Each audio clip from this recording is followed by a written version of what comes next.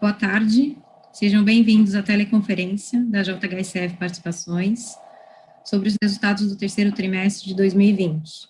Estão presentes hoje o Thiago Alonso de Oliveira, diretor-presidente de Relações com Investidores, e eu, Mara Boaventura Dias, gerente de Relações com Investidores. Informamos que a apresentação será gravada e que todos os participantes estarão apenas ouvindo. Esse evento está sendo transmitido simultaneamente via YouTube, pela página da JHSF Participações, e via webcast, podendo este ser acessado no site de Relações com Investidores da JHSF no endereço ri.jhsf.com.br e pela plataforma do MZIQ, onde a apresentação também está disponível para download. Por favor, faça sua pergunta pelo webcast, clicando em Pergunte ao Palestrante. Antes de prosseguir, gostaríamos de esclarecer que eventuais declarações que possam ser feitas durante esta teleconferência, relativas às perspectivas de negócios, projeções e metas operacionais e financeiras da JHSF, constituem-se crenças e premissas da diretoria da companhia, bem como em informações atualmente disponíveis. Elas envolvem riscos e incertezas, pois se refere a eventos futuros e, portanto, depende de circunstâncias que podem ou não ocorrer. Alterações na política macroeconômica ou na legislação e outros fatores operacionais podem alterar o desempenho futuro da JHSF e conduzir a resultados que diferem materialmente daqueles expressos em tais considerações futuras. Agora gostaria de passar a palavra para o Thiago, que iniciará a nossa apresentação. Por favor, Thiago, pode prosseguir. Boa tarde, Mara. Boa tarde a todos. É um prazer estar aqui com vocês para apresentar os resultados da JHSF para o terceiro trimestre de 2020. Um trimestre que a gente viu aí com contexto operacional na atividade de incorporação, um ritmo comercial aquecido. Foi possível entregar um crescimento nas vendas da ordem de 190%. Queria destacar ainda para essa divisão que nós fizemos 2 acréscimos de land bank durante o terceiro trimestre. Esses 2 land banks estratégicos para os nossos planos de crescimento da companhia. Um no complexo Boa Vista, foi uma área de 6.600.000 metros quadrados que nós compramos no mês de agosto e um pouquinho antes, ainda no mês de julho, uma área aqui no entorno do Cidade Jardim. Então, é uma divisão que está crescendo bem em vendas e que a gente está atento aí à questão de gestão de land bank. Na parte de renda recorrente, o terceiro trimestre desse ano apresentou uma boa melhora com relação ao que nós vimos no segundo trimestre. Essa melhora está muito associada com um processo de reabertura gradual dos shoppings, na medida que as cidades onde nós temos operações foram liberando essas atividades para voltarem, e com isso nós vimos não só recuperação de vendas, também como recuperação de fluxo. O nível de vendas que a gente já está vendo nesse momento, sendo ele tanto o final do terceiro trimestre quanto o mês de outubro, já está em patamar, inclusive, superior ao mesmo período do ano passado. Com exceção apenas a um shopping que nós temos em Salvador, onde a cidade ainda opera com um nível de restrição um pouco maior, e isso ainda não permitiu o mesmo nível de vendas do que nós tínhamos no ano passado. Nesse trimestre também a companhia optou por não realizar nenhum tipo de linearização de descontos concedidos pela questão da Covid. Queria também destacar que a gente não teve nenhum problema, nenhuma questão aqui relacionada com inadimplência, e sendo bem objetivo, até no mês de setembro, nós tivemos aquilo que a gente chama de inadimplência negativa, ou seja, recuperação de inadimplência de trimestres anteriores, o que para nós é bastante encorajador, no sentido de mostrar que a estratégia que nós adotamos de grande proximidade com os nossos parceiros lojistas, ela está sendo saudável para eles, e para a gente isso é importante no sentido da preservação do mix e do nosso próprio relacionamento com esses lojistas. Lançamos agora, durante o terceiro trimestre, o Boa Vista Market, que foi uma maneira que nós encontramos de levar para dentro da Fazenda Boa Vista as operações muito semelhantes a uma operação de shopping. O projeto tem funcionado de uma maneira bastante boa. E nós seguimos também com as obras de expansão do Cidade Jardim Shops. A nossa expectativa segue para inauguração ainda dentro do ano e o nosso calendário aponta para a inauguração no mês de novembro. O Shopping Cidade Jardim continuou com a sua expansão e também o Catarina Fashion Outlet. Passando para hospitalidade e gastronomia, é uma situação bastante semelhante do ponto de vista de recuperação àquela que a gente está vendo na divisão de renda recorrente, com também retomada gradual das operações de hotéis e de restaurantes. No final de outubro, portanto, nesse momento, todos os hotéis já foram reabertos, sendo que aqueles hotéis que têm vocação principal para turismo, eles estão com taxas de ocupação bem superiores àquela que nós víamos no final do terceiro trimestre de 2019, o que nos leva a crer que essa situação trazida pela Covid, ela tem feito com que haja um crescimento no setor de turismo interno aqui no Brasil, e isso a gente consegue notar por intermédio dessa taxa de ocupação dos hotéis. Os restaurantes também foram reabertos. Aqui cabe um comentário de que a gente está mexendo um pouco na operação lá no Rio de Janeiro, então nem todos os nossos restaurantes foram reabertos, e a gente segue com a operação de delivery em bom funcionamento, e daqui a pouco até detalhe um pouquinho mais os números que a gente viu na plataforma digital como um todo da companhia, incluindo deliveries. Para a operação do aeroporto, os hangares já vinham ocupados, como nós adiantamos no call de resultados do segundo trimestre. Nós estávamos já em expansão de 3 novos hangares. Esses hangares já estão materialmente concluídos, os pátios estão em fase final de pavimentação. Então, até o final do ano, essa capacidade adicional de 3 novos hangares para o São Paulo Catarina Aeroporto Executivo já vai estar à disposição dos nossos clientes. Clientes esses que tiveram um maior nível de operação de pousos e decolagens e também de abastecimento ao longo do terceiro trimestre. Falando um pouquinho que eu já tinha adiantado da nossa estratégia digital, o Cidade Jardim Fashion, o CJ Fashion, está com aproximadamente 400 marcas já, com as quais a gente está trabalhando no portfólio. Cresceu em vendas contra o ano passado 146% e o número de pedidos da ordem de 87%. O CJ Concierge, que é um serviço que nós adicionamos à plataforma do CJ Fashion, teve um crescimento bastante expressivo. Ele tem sido bastante utilizado pelos nossos clientes que querem comodidade para realizar as suas compras e o fazem através de um time de personal shoppers que os assiste. Então, não só o crescimento do volume de vendas expressivo com relação ao ano passado, mas mesmo com relação ao segundo trimestre, da ordem de 72%. E o CJ Food, que tinha sido recém-lançado quando nós tivemos a nossa última call de resultado aqui com vocês, hoje já tem mais de 20 restaurantes que estão operando, e dessa maneira a gente tem conseguido levar à casa dos nossos clientes também o melhor da gastronomia através desse aplicativo.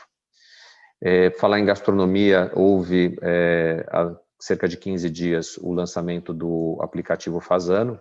É um aplicativo que integra a plataforma de hotelaria com a plataforma de gastronomia. E em termos de deliveries que estão sendo processados dentro da plataforma de e-commerce do Fazano, a gente teve um crescimento também bastante expressivo aí nos pedidos no year to date. E por fim, o JHSF Real Estate Sales, a gente teve um crescimento também bastante expressivo, quase 2.600% de usuários year to date. A plataforma está se consolidando cada vez mais como um caminho pelo qual clientes têm acessado o nosso estoque, inclusive iniciado e concluído transações digitais com a parte de real estate da companhia. Eu vou agora começar a falar um pouquinho do desempenho de cada uma das unidades de negócio e vou começar pela parte de incorporação. Nós vimos as vendas contratadas, como já adiantado, crescer 190% com relação ao mesmo período do ano passado. A receita bruta cresceu 220% e o EBITDA ajustado 423%. Aqui, o que a gente tem a destacar é um crescimento importante nas vendas contratadas na Fazenda Boa Vista, somando a ela também os lançamentos do Boa Vista Village. A gente está vendo o interior de São Paulo com uma contribuição bastante importante nas nossas vendas e, consequentemente, na geração de receita e também do EBITDA. Passando para a página 6, aqui a gente vai olhar também os indicadores da renda recorrente. A gente viu a venda dos lojistas nesse processo de recuperação do segundo para o terceiro TRI crescer 352%. Ainda na comparação anual, nós ficamos cerca de 16% abaixo do que foi verificado no terceiro trimestre do ano passado. Em termos de taxa de ocupação, nenhuma variação expressiva, quer do trimestre passado para esse, quer do ano passado para esse. Acho que a gente está em níveis aí saudáveis, por volta dos 96%, 97%, 98% de taxa de ocupação. Em termos de custo de ocupação, sim, uma redução expressiva com relação ao segundo trimestre. Eu sempre gosto de destacar que o custo de ocupação é um item bastante sensível para os lojistas, então, na medida que mais vendas acontecem também, o efeito do custo de ocupação, a diluição do custo de ocupação, ela melhora, acho que está aqui bem claro na comparação do segundo trimestre de 20 para o terceiro trimestre. E quando nós olhamos ano contra ano, tem um crescimento de aproximadamente 0,4 pontos percentuais de um período para outro. Gostaria de destacar aqui que nas vendas totais, o Shopping Cidade Jardim e o Catarina já estão positivos com relação àquilo que nós víamos em setembro do ano passado, comparado com setembro desse ano, e essa tendência ela segue no que diz respeito ao mês de outubro. Então, a gente está vendo, de fato, uma retomada dos níveis de vendas aos patamares do ano passado, com até um pouco de crescimento. Passando aqui aliás, antes de eu passar, eu queria também destacar que os indicadores de vendas e aluguel, eles todos positivos com relação ao mesmo período do ano passado, e a gente começa também já a ver os indicadores de rent começando a convergir para o positivo. Falando ainda da renda recorrente, trimestre contra trimestre, segundo contra terceiro trimestre, crescimento de 188% da receita líquida, de 240% do lucro bruto e de 82% no EBITDA ajustado. Eu gostaria de destacar que a companhia optou por não realizar a contabilização de nenhum efeito de linearização dos descontos, assim como nós já tínhamos optado por fazer no segundo trimestre de 2020, o que traz, do nosso ponto de vista, a leitura das demonstrações financeiras, principalmente da DRE, mais próxima da realidade de caixa, daquilo que nós estamos vivenciando nesse período de ter os negócios impactados aí por essas restrições advindas da Covid-19. Na próxima página, a página número 8, falando de hospitalidade e de gastronomia, nós fizemos comparações a exemplo do que foi feito na renda recorrente com relação tanto ao trimestre passado quanto ao ano passado. Eu acho que aqui a destacar um crescimento de diária média com relação tanto ao trimestre quanto ao ano passado. Quando a gente olha a RevPAR, a gente vê um crescimento importante com relação ao segundo trimestre, já no terceiro. Isso aqui está falando ou conversando bastante com relação à reabertura dos hotéis e o momento, inclusive, da reabertura. E olhando ainda com relação ao terceiro trimestre do ano passado, a gente tem uma taxa que está um pouco menor e a gente pode atribuir um bom pedaço dessa RevPAR está menor aos hotéis de negócios estarem com uma taxa de ocupação e, portanto, com diárias também inferiores àquelas que nós tínhamos no ano passado. Passando para os gráficos da parte de baixo, crescimento expressivo do número de couvert vendido, 430% aproximado contra o tri passado, porém ainda num nível de praticamente a metade do que nós fizemos no terceiro trimestre de 2019. Do ponto de vista de couvert médio, praticamente uma estabilidade do segundo para o terceiro trimestre, mas ainda uma diferença da ordem de 11% com relação aos couvert médios praticados no ano passado. Acho que vale a pena aqui destacar que a taxa de ocupação ela foi de quase 58%, enquanto no segundo trimestre a gente estava com 47%. Recuperação, como já adiantei aqui nos hotéis de lazer, a gente destacou aqui o Hotel Fasano Boa Vista, que está com 34 pontos percentuais acima da mesma ocupação que nós víamos no mês de setembro do ano passado. Além disso, um crescimento da ordem de 1.100% no delivery do Fasano no year to date. Ainda falando de hospitalidade e gastronomia, a receita líquida cresceu 360%. Houve uma melhora da ordem de 70% do lucro bruto e de 40% do EBITDA ajustado. Ainda não estamos numa situação de break-even aqui, mas já convergindo para break-even e quiçá, a retomada da rentabilidade dentro dessa unidade de negócio que foi, como já dito, aí, bastante afetada pelo fechamento dos restaurantes e ainda assim, durante o terceiro trimestre, restrição em termos de horário de funcionamento e quantidade de pessoas que podem ser recebidas nos restaurantes. Página 10, a gente fala um pouquinho do aeroporto, dados operacionais, 90% mais pousos e decolagens no terceiro trimestre, quando comparado ao segundo trimestre. Setembro contra agosto, 111%. No que diz respeito à venda de combustível, cresceu 86%, também a venda de combustível, ou seja, tem uma conversa bem direta entre a quantidade de voos e o volume de combustível comercializado. As expansões estão bem adiantadas, acho que essas fotos que estão aqui nessa página, na parte inferior, ajudam a completar a visão de algumas páginas atrás, onde a gente trouxe alguns ângulos dessa mesma expansão.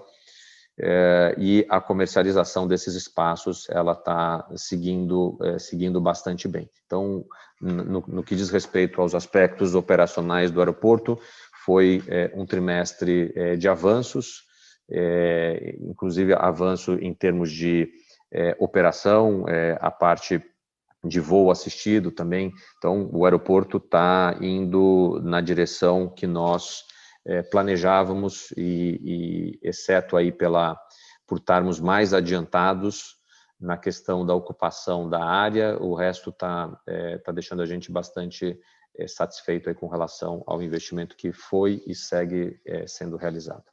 Em termos de receita líquida, a gente está comparando aqui só com o segundo tri, lembrando que no ano passado o aeroporto, nesse terceiro trimestre, não existia, nós só inauguramos no finalzinho do quarto trimestre.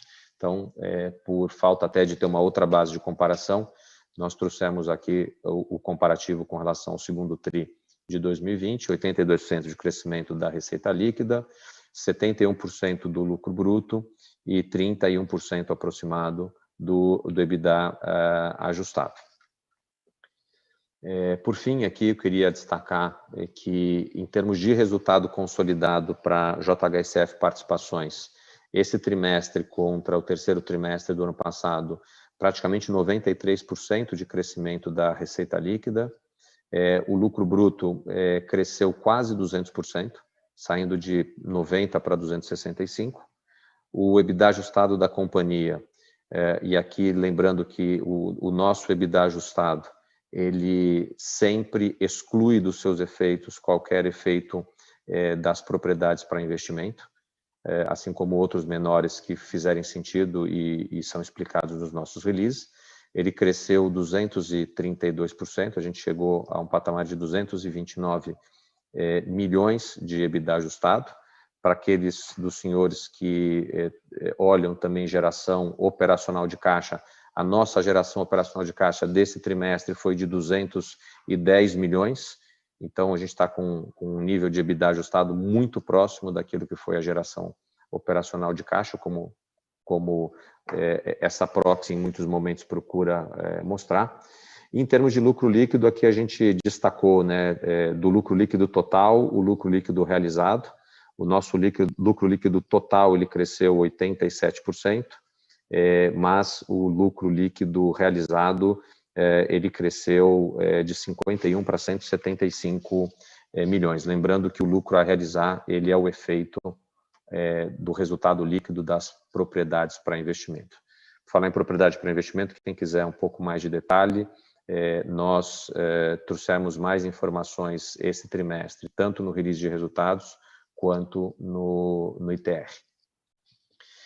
Falar um pouquinho de posição de caixa. Durante o terceiro trimestre, a companhia realizou uma oferta primária de ações. Esse recurso dessa oferta primária, ele vem no sentido de apoiar os planos de crescimento que a empresa tem para os próximos anos e trouxe uma situação de disponibilidade de caixa que hoje, quando a gente olha a nossa dívida bruta, subtrai uma dívida que é mandatoriamente conversível de 120 milhões. Olha o nosso caixa e os equivalentes de caixa e títulos e valores mobiliários. E também entende que existem recebíveis que estão no nosso balanço e que são decorrentes principalmente da atividade de incorporação, eles levam a gente para uma situação não só muito tranquila de liquidez, mas também numa situação bastante confortável de dívida líquida negativa, que como a gente interpreta esses números que estão aqui. Houve ainda durante o terceiro trimestre uma conversa, uma negociação absolutamente construtiva com um credor de um CRI que nós temos, que é praticamente metade da nossa dívida bruta, que resultou num aumento de prazo médio da nossa dívida e, ao mesmo tempo, trouxe uma redução do custo financeiro associado a essa dívida. E, com isso, a gente também viu uma queda do custo médio da dívida da ordem de quase 35% aí com relação ao período anterior. Em termos de cronograma de amortização, muito pouco para amortizar esse ano que vem 230 milhões, perdão, em 21 e 22, 230 milhões e 1 bilhão a partir de 2023, lembrando que a gente tem hoje dívidas contratadas que chegam a 15 anos. Por fim, então, eu queria, antes da gente partir para as perguntas e respostas, destacar aqui o crescimento do lucro líquido da ordem de 87%, de 232% no EBITDA ajustado, consolidado, e de 87% da receita. Crescimento da incorporadora, 190% nas suas vendas e 423% do EBITDA ajustado. A renda recorrente em claro processo aí de retomada de operação, de voltar aos patamares anteriores à Covid. Isso a gente também começa a perceber já nos indicadores de same-store sales, como a gente já adiantou para vocês do mês de setembro, destacadamente no Cidade Jardim e no Catarina, esses números também são bastante encorajadores. Em hospitalidade e gastronomia, o destaque que a gente quer trazer aqui é para a ocupação dos hotéis. E, por fim, dizer que o aeroporto tem apresentado aí avanços significativos no seu quesito operacional. Antes da gente começar as perguntas e respostas, eu queria convidar quem estiver assistindo a se juntar à JHSF em ações de solidariedade que a gente tem patrocinado. Aqui estão algumas das entidades às quais nós escolhemos para apoiar ou a quem nós decidimos aderir ao pensamento e ao movimento, como é o caso do Não Demita. Então, quem tiver possibilidade de contribuir, fica aqui o nosso agradecimento. Eu vou deixar essa tela para quem quiser usar o seu aparelho de telefone celular para fazer a leitura aqui dos QR Codes. Tá? Mara, vamos começar então com a sessão de perguntas e respostas? Sim, obrigada, Tiago. Iniciaremos agora a sessão de perguntas e respostas. Caso tenha alguma pergunta, clique em Pergunte ao palestrante no webcast para encaminhar a sua pergunta. Um minuto que a gente já está coletando as perguntas.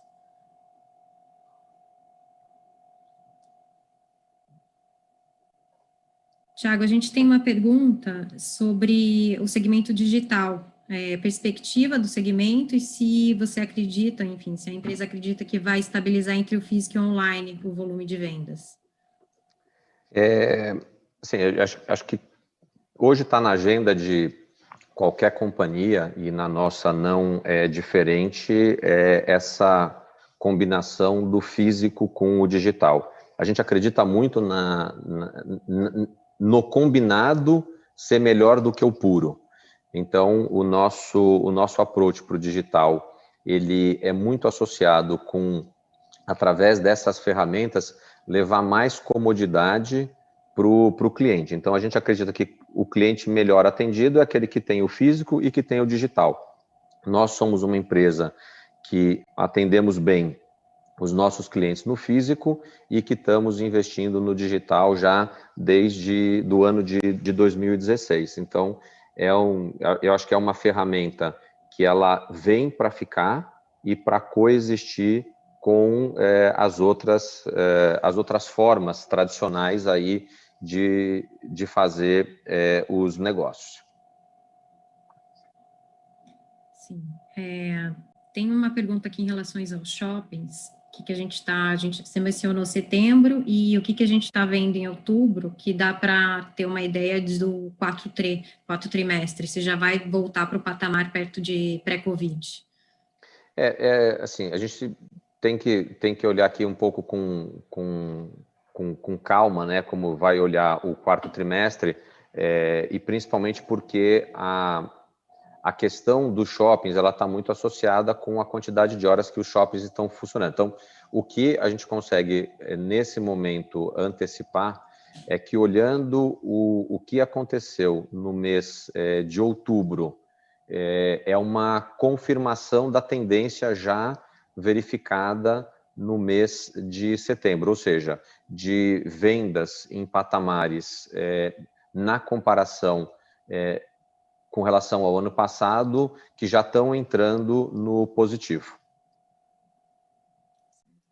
Agora, entrando no segmento de incorporação, a gente falou bastante de fazenda e como que a gente está sentindo também os outros dois lançamentos, Fazendo Cidade Jardim e Boa Vista Village, se o ritmo está como a gente estava esperando e o nível de estoque da fazenda, ou enfim, até quando ela vai durar. Uhum.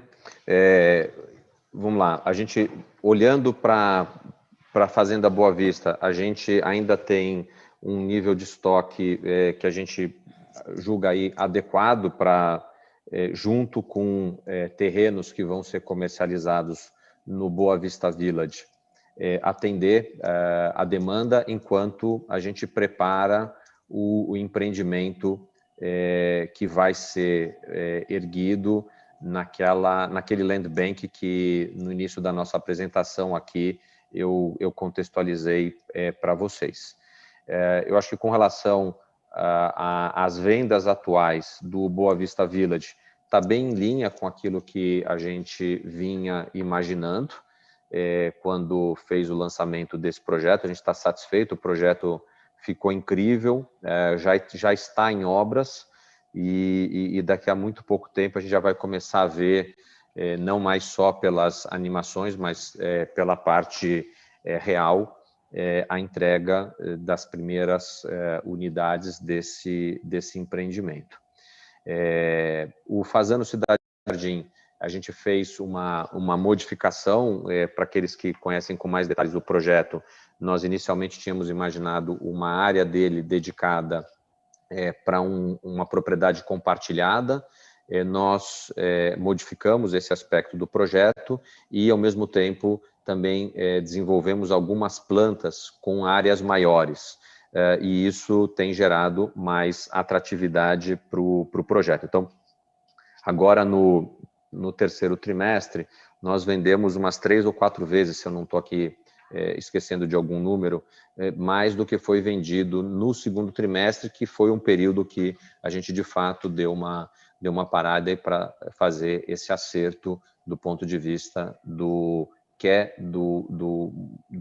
propriedade compartilhada, que é também dessas unidades com maior metragem quadrada. Entrando no segmento do aeroporto, pediram para a gente falar como anda o processo de internacionalização e quanto isso pode destravar valor para a operação. É difícil dizer o quanto isso pode destravar de valor. Não existe uma quantificação objetiva. O que a gente pode dizer é que o aeroporto, sendo internacionalizado, ele agrega mais um tipo de serviço para os voos que tiverem como origem ou destino o exterior.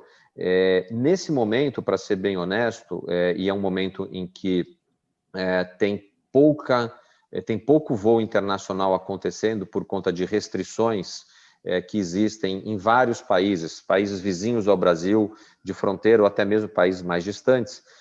Isso a gente tem visto, né, com que os voos internacionais, de maneira geral, caíram muito pontualmente. A gente está trabalhando aí para concluir todas as etapas para internacionalização, a parte, inclusive, de infraestrutura, que tem a ver com leitura eletrônica de passaportes, acomodação para oficiais e tudo mais. Ela já está montada e instalada dentro do aeroporto. Então, a gente está aí seguindo com essa nossa busca pela internacionalização. Assim que a gente tiver mais detalhes, a gente faz um comunicado aí e traz para todos.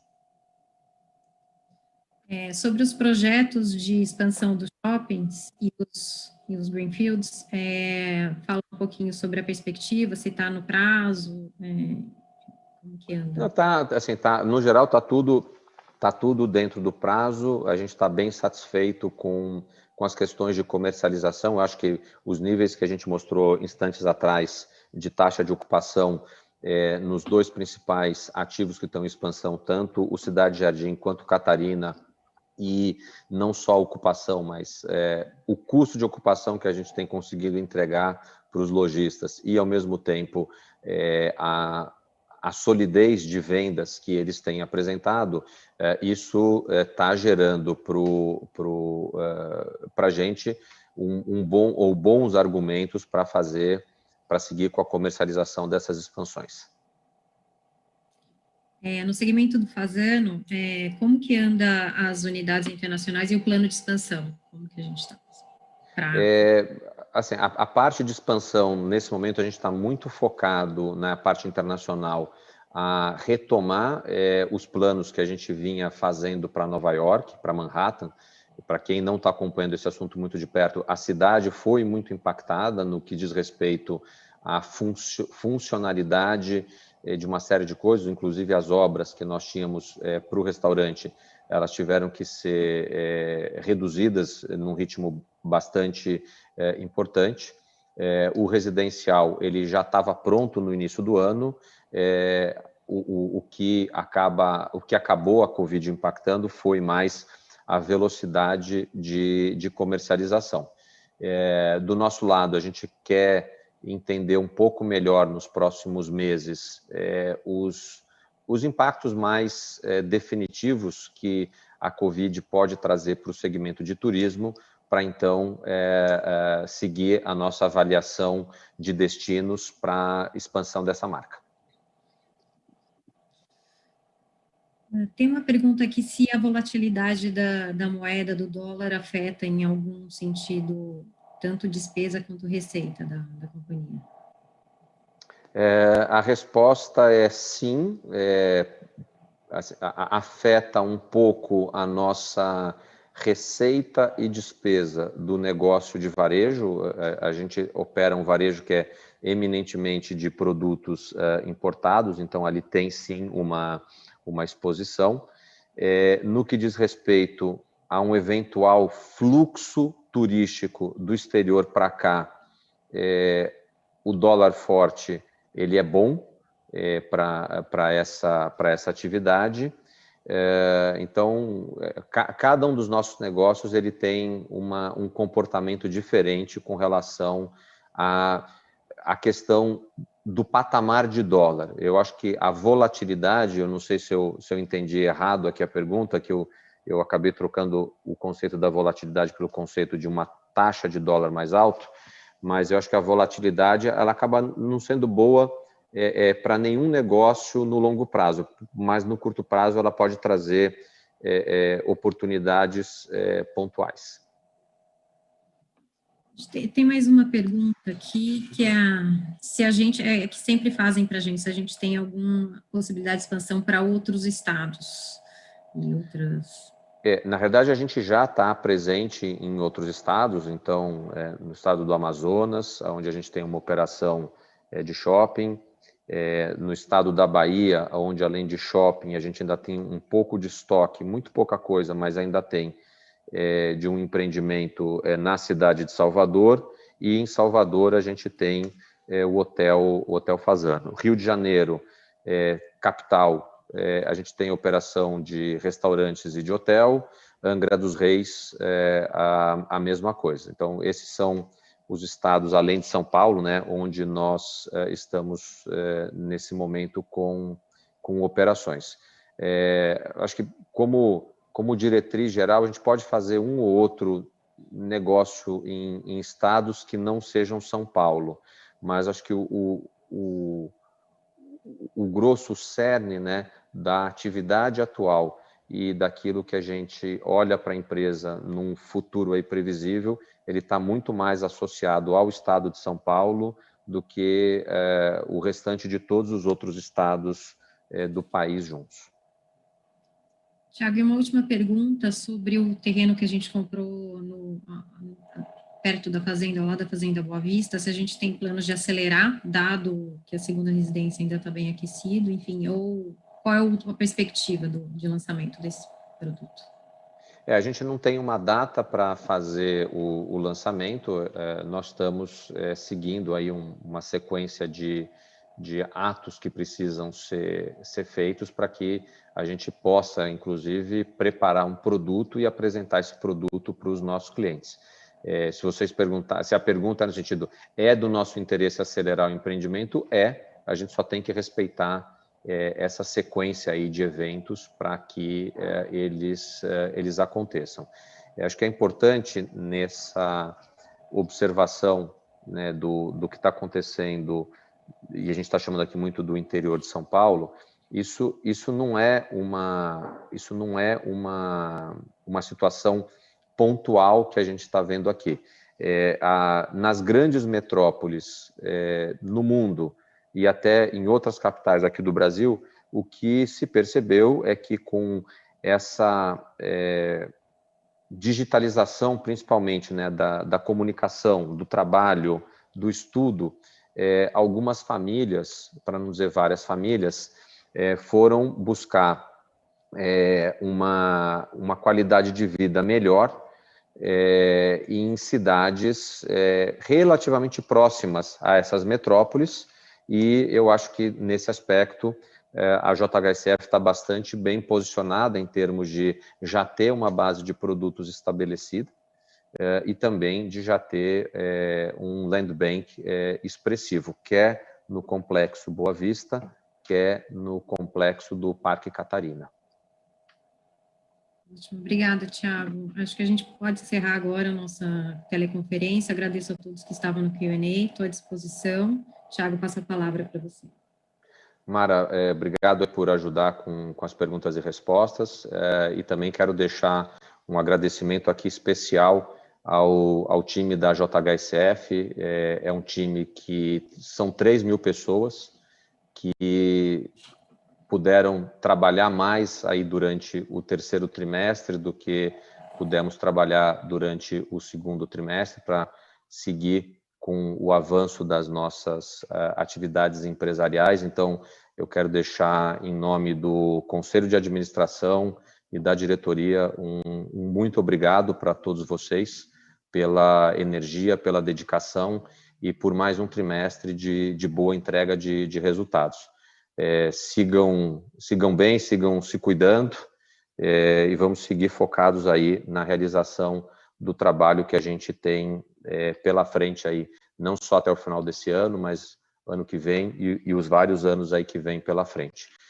E por fim, deixar também aqui um agradecimento pelo voto de confiança dos cerca de 130.000 acionistas que a companhia tem nesse momento, e reforçar que qualquer dúvida que os senhores tenham com relação à companhia, o canal oficial de comunicação nosso é através da área de RI, que a Mara, que está aqui conosco hoje, lidera essa área para a gente na JHSF.